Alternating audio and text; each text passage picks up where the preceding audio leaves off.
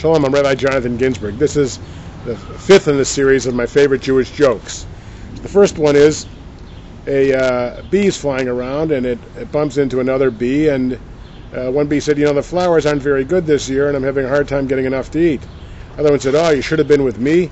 I recently was at a hotel and I was buzzing around and I saw a bar mitzvah party. I went in there and I ate like crazy and I had a great time and I ate everything I wanted to. And the other bee says to him, well, that's great, but what's that thing on your head? Why do you have that on your head? He says, well, that's my yarmulke. He says, why are you wearing a yarmulke? He says, well, I didn't want them to think I was a wasp.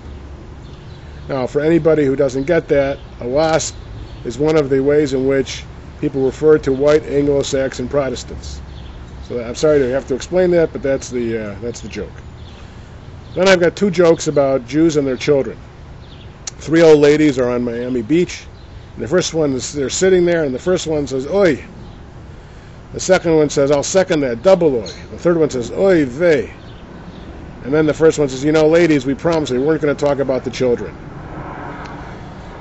Another joke. Three old Jewish ladies are sitting there, and they're talking, and one says, I have two grandchildren. Can I show you pictures? She pulls out her wallet, and one's a picture of a 5-year-old, the other's a picture of a 3-year-old. She says, the 5-year-old's the doctor, the 3-year-old's the lawyer. Three old Jewish ladies are sitting on Miami Beach, and one is saying, I used to be 5'5", now I'm 5'3". Second one says, I used to be 5'3", I'm now 5'1". The third one says, I used to be 5'7", I'm 5'5". A guy walking by hears this conversation. He says, ladies, may you all live to be 4'10". Final joke. Rabbi's walking along, and a gust of wind comes and blows off his hat. And a young fella runs along and finds the hat and gives it back to the rabbi. And the rabbi says, oh, son, bless you for all your trouble. I insist you take this $5 and as a payment, for your help, and go enjoy yourself. And thank you for bringing me back my hat, and God bless you. The fella says, boy, this must be a sign from heaven. A rabbi, his hat, $5. I'll go to the racetrack.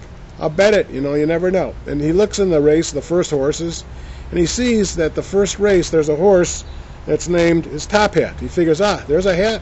Who knows? Maybe I'll get lucky. There's a long shot. He bets the money that horse wins. He earns $500.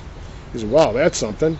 Let me try the second race. The second race, there's an even longer shot. In this one, there's a horse named Stetson. So he bets on that horse, and that horse wins. He wins $15,000. And then he comes home at the end of the day, and his father tells him what happened, and then his father says, well, what happened? He says, well, in the third race, I bet all the money on a horse with a French name for a hat, and it lost, Chateau. The father said, you dummy. The French word for hat is not Chateau, it's a P, not a T. And the fellow said, anyway, it wouldn't have done any good, because some horse that won was a Japanese horse. Its name was yarmulke. Well, anyway, I hope you enjoyed those jokes and the series on Jewish humor. Be well.